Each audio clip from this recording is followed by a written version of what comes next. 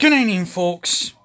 And tonight we're going to talk about intra-district system transfer, which is more of like systems within inside your own district and everything else.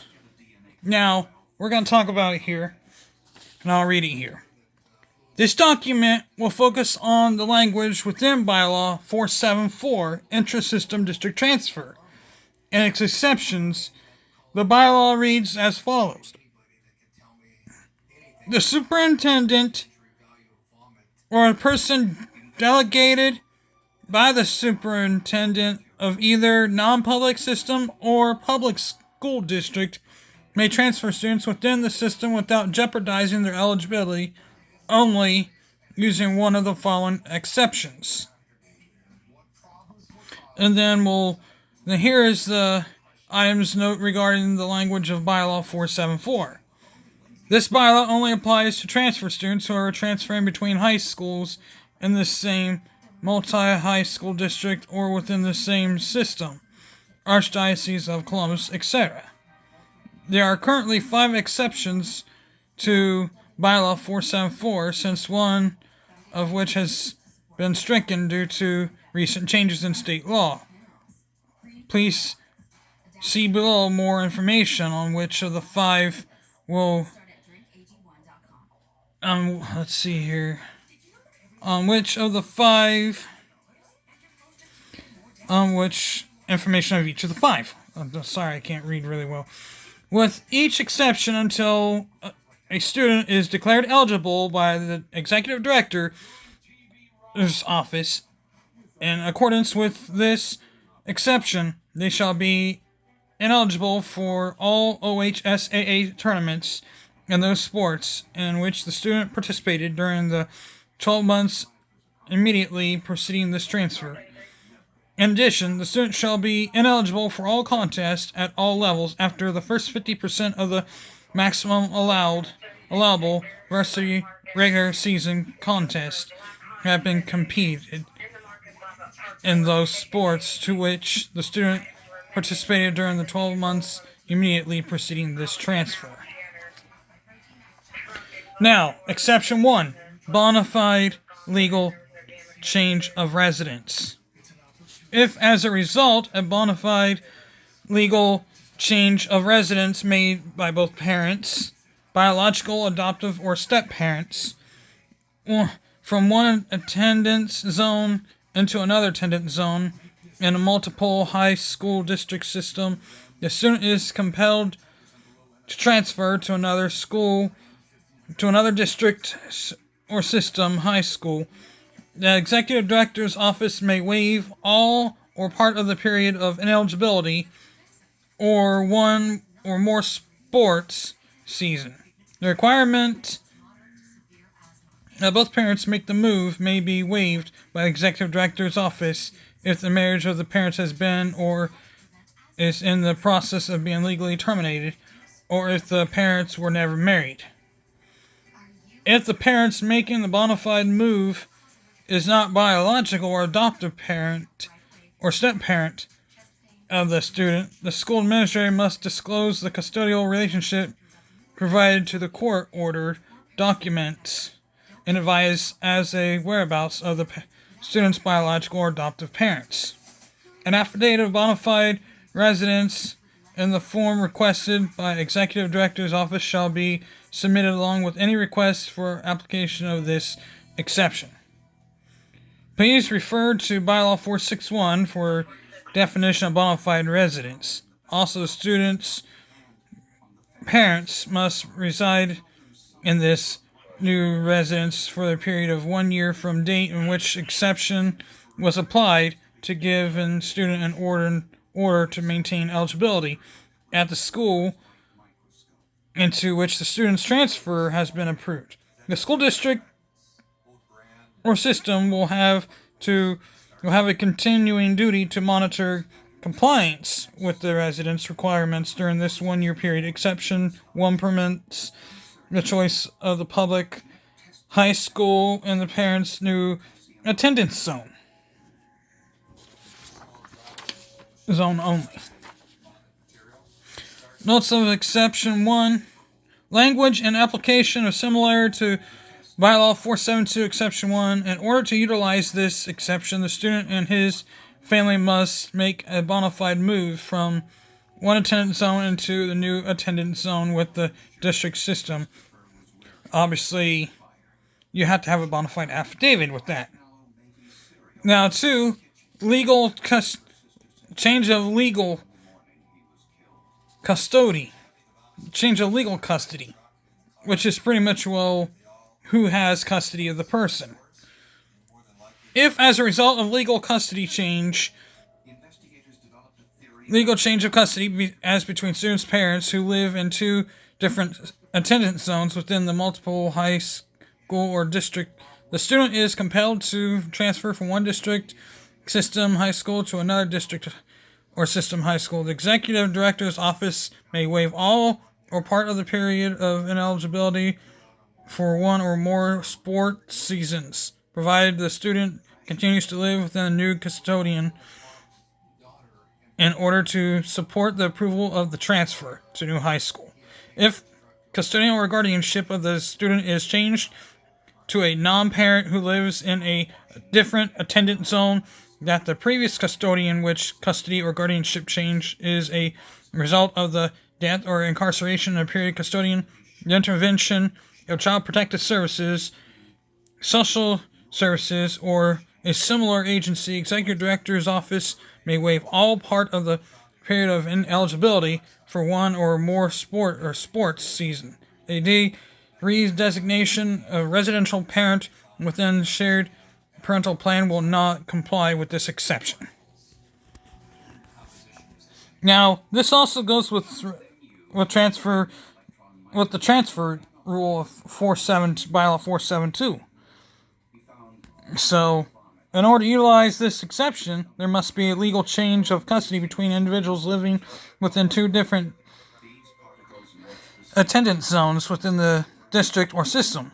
Unlike bylaw 472, exception 2, a designation of residential parent under a shared parenting plan cannot be utilized to meet the requirements of 474, number 2, since a judge cannot change funding destinations within parents living within the same district. Any transfer that is a result of such change redesignation would cause the student to fulfill the transfer consequence. To request the ruling, please complete the exception 2 form found here. Obviously, they have that. Then exception 3, within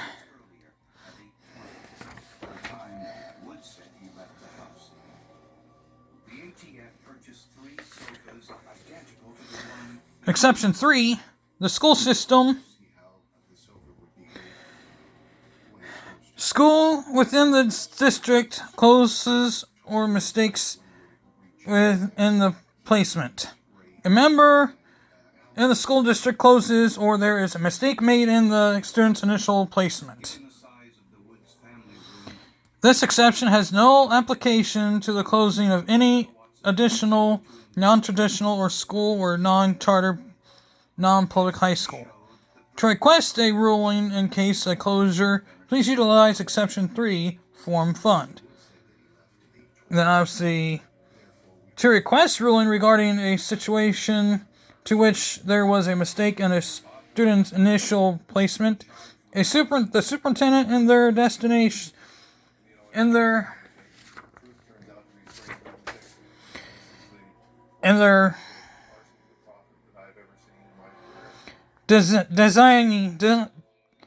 designee shall direct a letter along with proof of the appropriate placement to the person here. I'm not mentioning names here. Now, continuing on, exemption 4 here. The student is a child with a disability whose program, as prescribed by student's IEP, has been changed to another high school. Notice 4. The request a ruling regarding a situation in which the program prescribed by students' IEP has been changed to another high school. The superintendent to their designee shall direct a letter along with proof of the change to Kristen to the person who shall not be named. Then exception 5, transfer from poor performing school. The student transfer shall remain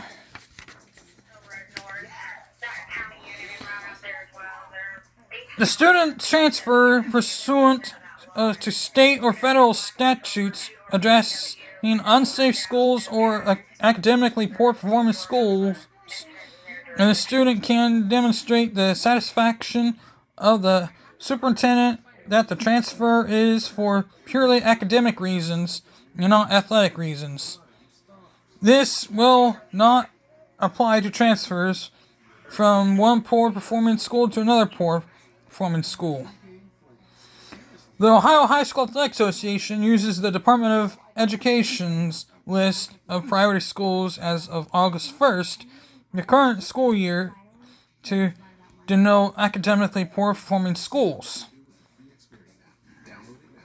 Notes of 5. To request a ruling under Exception 5, please complete the Exception 5 form found here. Then obviously they show that. And then click here for a list of schools that are poor performing, and click here. Then obviously it'll show like which ones are there. Then Exception 6.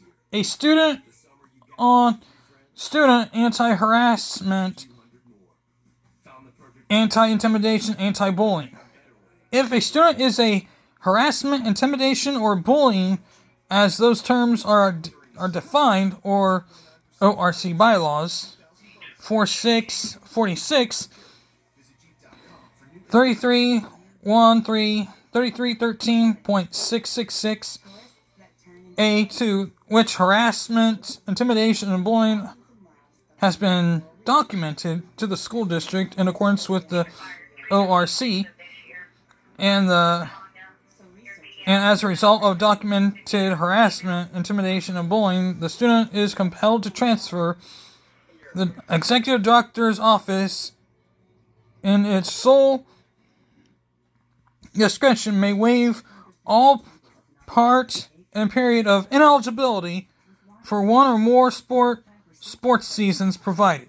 The district's anti-harassment, anti-intimidation, anti-bullying policies and procedures adopted in accordance with ORC 3313.666 have been substantially followed and complied with, and the district provides the executive director's office with a copy of the duly adopted policies and procedures, and the district secures the appropriate releases from student or students' parents, authorizing the district to approve complete record and events and circumstances on which the policies and procedures were initiated, including A specific detailed report and prohibited incidents, B, an outline and procedures used to respond to the investigate and report incidents, and C, a copy of the findings that were result of the complaint process and investigation. And then D, a specific detailed disciplinary procedure for any individual found guilty of harassment, intimidation, or bullying. E, all reports of notification to parents, guardians, any student involved in the harassments. F, a report of the investigation, strategies, and remedial action the student has undertaken to assist the student and redress the complaint. Number 4, the district provides the executive director's office with all the above reference records. And 5, in circumstance with the ORC 33.13.666 A2. The exception cannot be used for any isolated incidents in alleged incidents or harassment, intimidation, or bullying, nor can the exception be used in cases where it has been no contemporaneous reported of alleged bullying, harassment, or intimidation.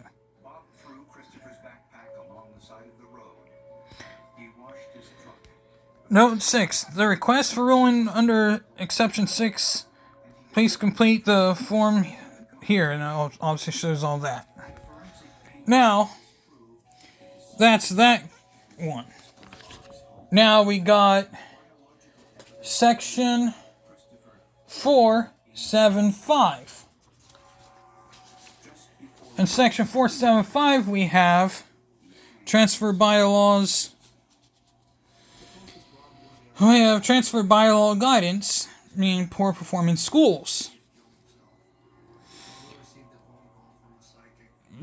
Notwithstanding the provisions of Section 472 and 474, if a student transfers pursuant to state or federal statutes addressing unsafe schools or academically poor performing schools, the student can demonstrate to the satisfaction of the executive director's office that the transfer is for purely academic reasons and not athletic reasons. The executive director's office may declare such transferring student eligible upon application in the executive director's office. The OHSAA uses the Ohio Department of Education's list of priority schools and other such ODE publication denoting poor performing schools as of the date the transfer is received in the executive director's office. To denote academically poor performing schools, 1. The student shall be entitled to one transfer only under the provisions set forth in this bylaw. In addition, this bylaw shall not be used to establish eligibility at another high school if the student transfers into and then back out of the poor performing school in an attempt to circumvent the transfer bylaw. 2. If a student has used this bylaw to transfer out of a poor performing school at any time during his or her high school career, the student shall not be permitted to transfer back to the same poor performing school and regain transfer eligibility. Now, that is as bylaw 475. Now, until this is declared eligible by the executive director's office, in accordance with the executive director's office, in accordance with this exception, they shall be ineligible by the Ohio High School Athletic Association tournaments and those sports in which the student participation during the 12 months immediately preceding this transfer. In addition, the student shall be ineligible for all contests at all levels after the first 50% of the maximum allowed varsity regular season contests that have been completed by those sports in which the student participated during the 12 months immediately preceding this transfer. Then that's how that normally works. Now, that's transfer bylaw 475. Now, transfer bylaw 476, intra-district transfer, is an intra-district transfer. This document will focus the language of bylaw 476, intra-district, which reads as follows. If a student, this document will focus on bylaw, which reads as follows. If a student transfers between high schools within the same public school district, the student may have his or her eligibility restored by the executive district's office, provided the following conditions have been met. 1. The student may have been reassigned to the high school by a superintendent or other administrative authority of the school district as a result of a redistricting, material change in transportation circumstances, so as to create a hardship, or C, specific change of academic program the details of which shall be clearly stipulated to the Executive Director's Office until reassigned take place either A,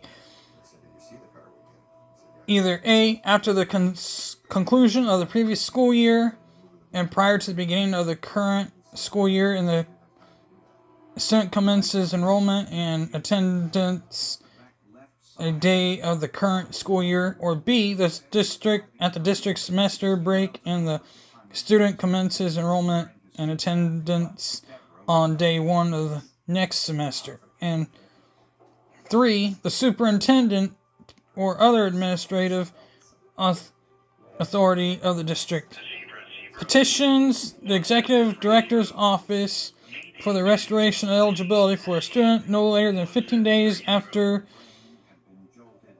being in the school year after beginning the new semester, and 4, the superintendent or other administrative authority of the school district certifies that transfer is not being done for athletic reasons, and 5, the student becomes ineligible beginning within the second 50% of the maximum allowable varsity regular season contest until declared eligible by the Executive Director's Office under this exception. Note 1. Change in academic program requests will have no application for seniors. Furthermore, this change in academic program transfer option shall be available one time during the student's high school career. A student who subsequently withdraws from academic program to which he or she has been assigned shall be declared immediately ineligible and may be subject to sanctions according to bylaw 11. Note 2. Notwithstanding condition number 2, if material changed in transportation circumstances creates an immediate hardship for a family, then the school district may reassign the student to at any time without the school year.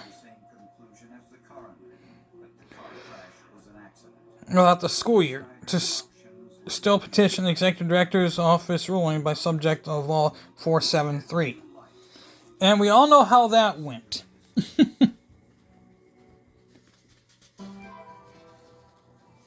Now, 477 is pretty much, on the back of 476, items within the language of 476, a student involved must transfer no later than the first day of the new school year or the first day of the district's new semester.